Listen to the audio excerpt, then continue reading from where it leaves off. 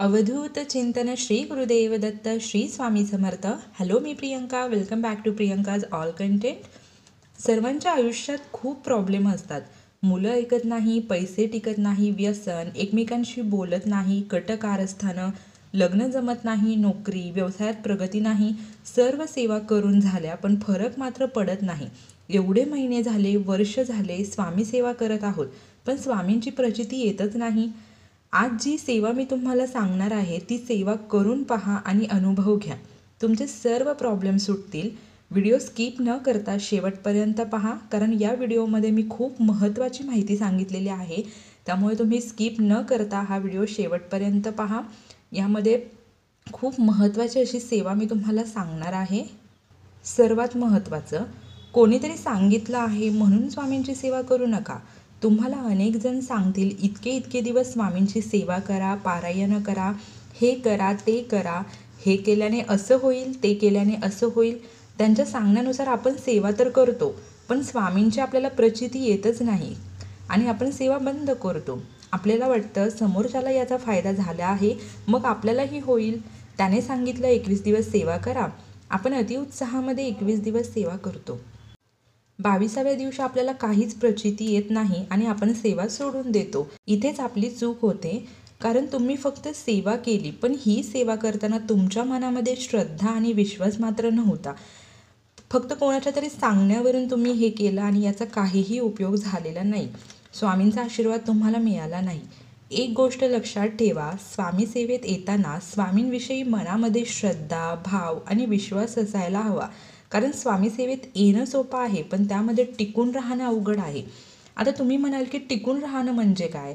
तर त्या देवावरती, गुरूंवरती, स्वामींवरती विश्वास असणं, श्रद्धा ठेवणं की या सेवेने माझे कल्याण होणार आहे, किंवा ही सेवा माझं दुःख कमी करणार आहे, माझ्या इच्छा पूर्ण करणार आहे.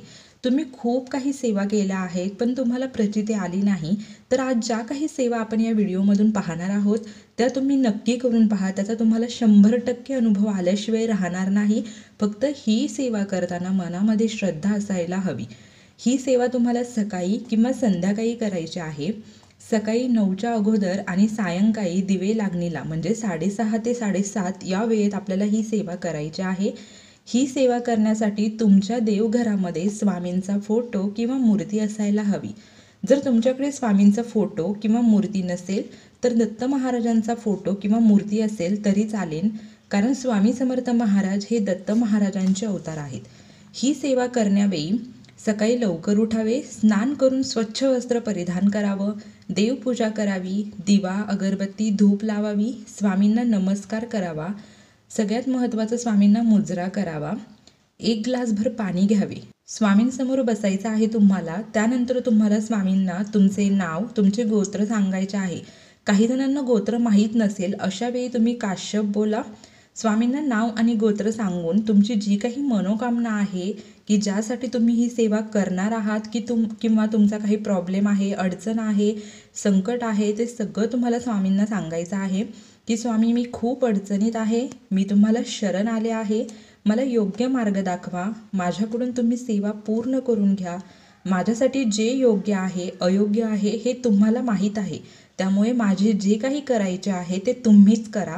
मला आधार द्या, माझ्यामधील निगेटिव्हिटी दूर करा, गैरसमज दूर करा, माझ्या अवतीभोवती चांगले माणसे जोडा, तुमचा आशीर्वाद माझ्यावरती कायम राहू द्या, अशी प्रार्थना तुम्हाला स्वामींना करायची आहे. त्यानंतर तो ग्लासभर पाणी स्वामींसमोर ठेवायचा आहे व तुम्हाला तारक मंत्र म्हणायचा आहे. आता मी तुम्हाला असं म्हणणार नाही की तुम्ही खूप वेळा तारक मंत्र म्हणायचा आहे. तुम्ही 3 वेळा तारक मंत्र म्हणायचा आहे. जर तुम्हाला तेही शक्य नसेल तर तुम्ही 1 वेळेस तारक मंत्र म्हटला तरी चालेल, पण तो श्रद्धेने म्हणायचा आहे. त्यानंतर तुम्हाला श्री स्वामी समर्थ हा मंत्र 108 वेळा म्हणजे 1 माळ जपायची आहे.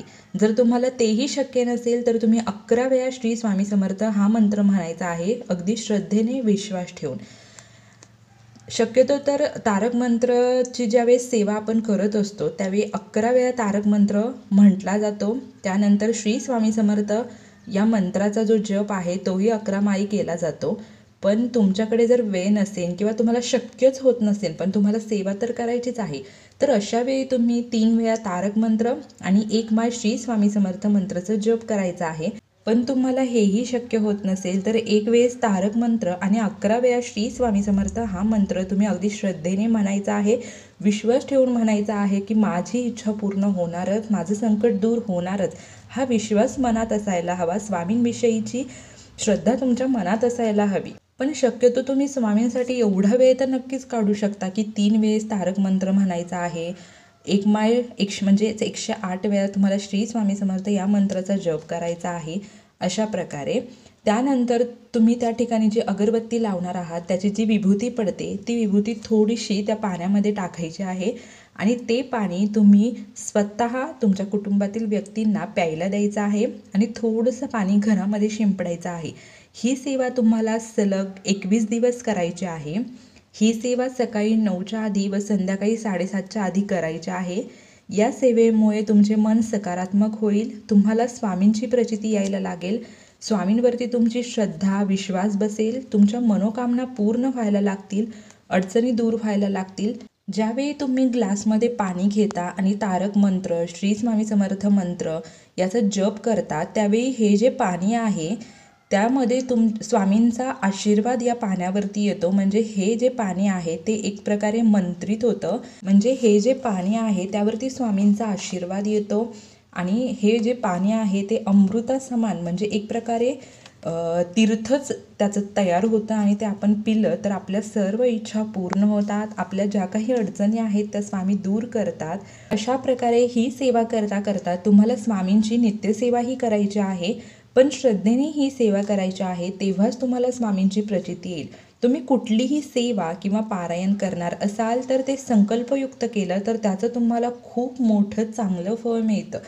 कोणतंही पारायण असो सेवा असो, पहिल्या दिवशी तुम्हाला त्याचा संकल्प घ्यायचा आहे. तर आता संकल्प कसा घ्यायचा आहे हे मी तुम्हाला आधीच्या बऱ्याच व्हिडिओमध्ये सांगितलेलं आहे, पण तरीसुद्धा तुम्हाला जाणून घ्यायचं असेल तर तुम्ही तशी कमेंट करा, मी त्यावरती व्हिडिओ नक्की बनवेल.